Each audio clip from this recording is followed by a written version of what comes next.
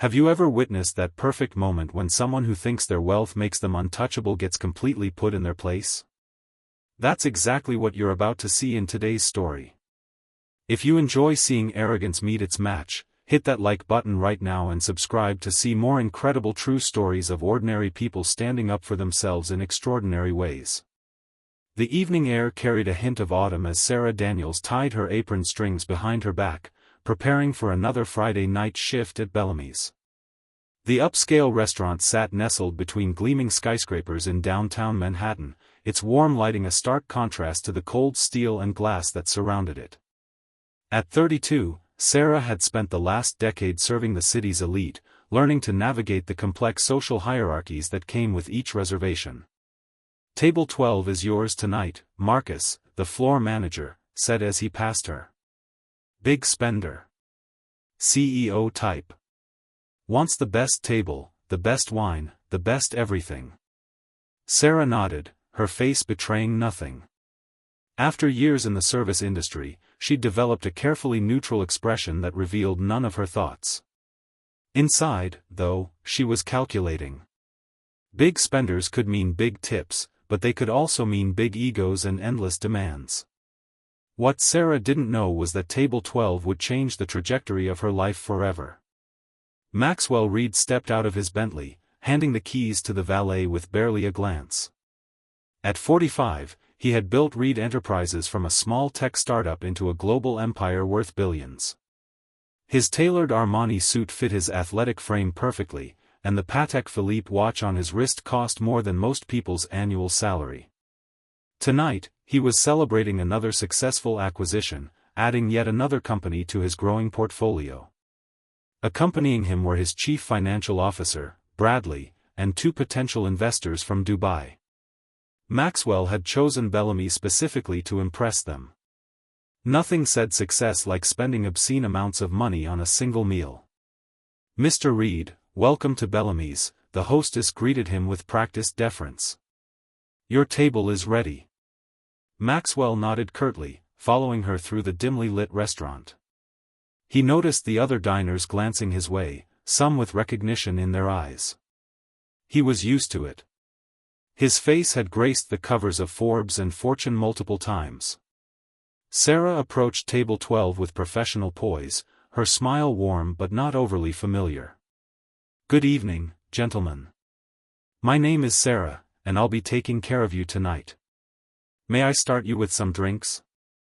Maxwell barely looked up from his phone. "Bring us your best bottle of Chateau Margaux, 2009 vintage. And make it quick." Sarah's smile didn't falter. "Excellent choice, sir. I'll be right back with that."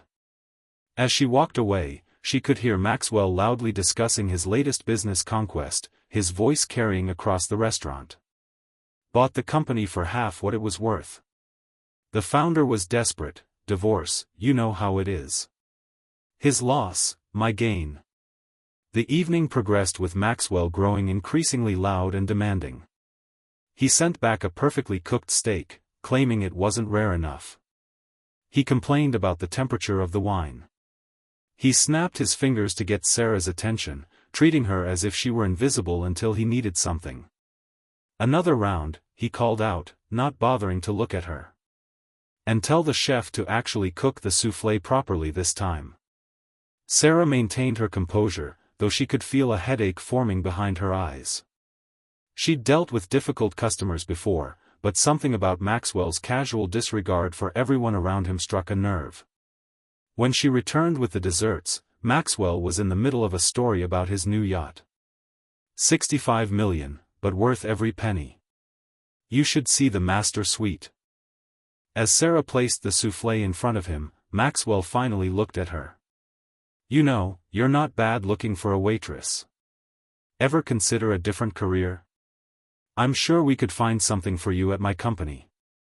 Better than serving food your whole life."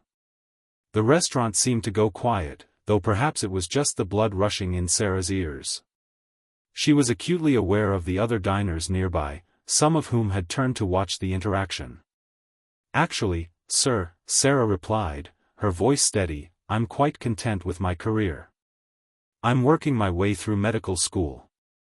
In 2 years, I'll be Dr. Daniels, specializing in pediatric oncology.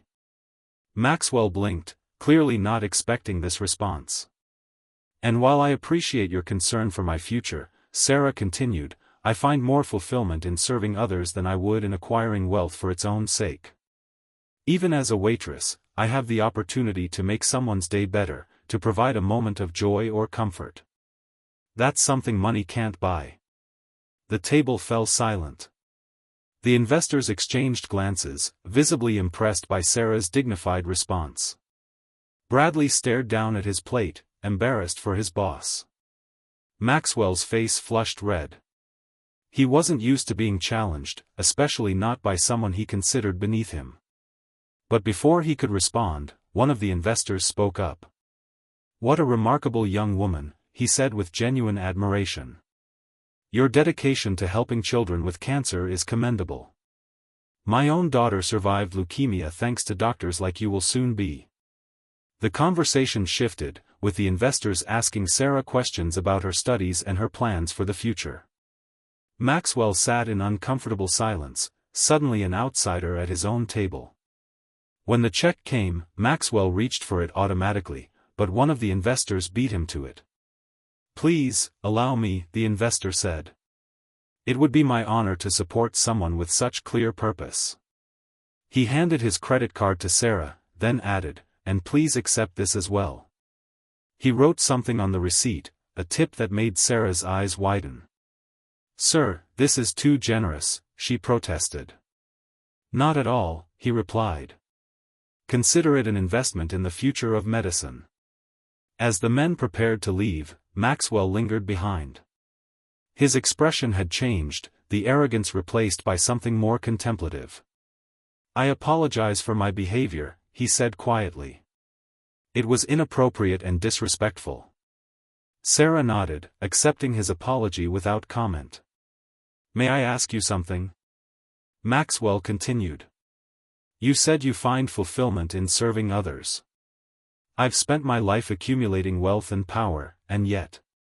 He trailed off, seemingly unable to articulate the emptiness he felt despite his success. Perhaps true wealth isn't measured by what you have, Sarah suggested gently, but by what you give. Maxwell stood there for a moment longer, then nodded slowly. Thank you for the lesson. It was unexpected but necessary. As he walked out of the restaurant, Sarah couldn't know that their brief encounter would spark a profound change in Maxwell Reid. In the months that followed, news would break of Reid Enterprises establishing a major foundation for pediatric cancer research. Maxwell would step back from the day-to-day operations of his company to focus on philanthropy, citing a perspective-altering encounter that had made him reevaluate his priorities. Sarah continued her shifts at Bellamy's, saving every dollar toward her tuition and studying late into the night. She never expected to see Maxwell Reid again, but 6 months later, he returned to the restaurant, this time alone. I was hoping you'd be working tonight, he said when she approached his table. I wanted to show you this. He handed her a newspaper clipping about the opening of a new pediatric oncology wing at the city's children's hospital, funded entirely by the Reid Foundation. You were right, he told her. I had everything and nothing at the same time. Your words that night, they stayed with me. Sarah smiled, genuinely moved. I'm glad to hear that, Mr. Reid. Maxwell, please, he insisted. And I have a proposition for you. The foundation needs a medical student liaison. Someone who understands both the medical and human aspects of what we're trying to accomplish. The position comes with a full scholarship for the remainder of your education. Sarah's heart raced. Such an opportunity would change everything for her, eliminating the crushing debt she had been accumulating and allowing her to focus fully on her studies. Why me? She asked. Because you had the courage to speak truth to power, Maxwell replied simply. And because I believe you'll never lose sight of what matters most, the people we're trying to help. 2 years later, Dr. Sarah Daniels stood at the podium during the graduation ceremony at Columbia University School of Medicine. As the valedictorian, she addressed her fellow graduates with words of wisdom gained through her remarkable journey. True influence doesn't come from wealth or status, she told them. It comes from the courage to stand in your truth and the compassion to see the humanity in everyone you meet. Sometimes, the most important lessons come from unexpected teachers, and sometimes, we become the teachers others need without even realizing it. In the audience, Maxwell Reid applauded along with Sarah's family. The man who had once defined himself by his net worth now measured his life by a different metric, the lives he had helped change for the better. And it had all begun with a waitress who refused to be diminished by a billionaire's flex, whose bold reply had turned the tables and transformed not just one life, but countless others through the ripple effects of that single, courageous moment. If this story touched your heart, don't forget to hit that like button and subscribe for more powerful stories about everyday heroes who change the world with small acts of courage.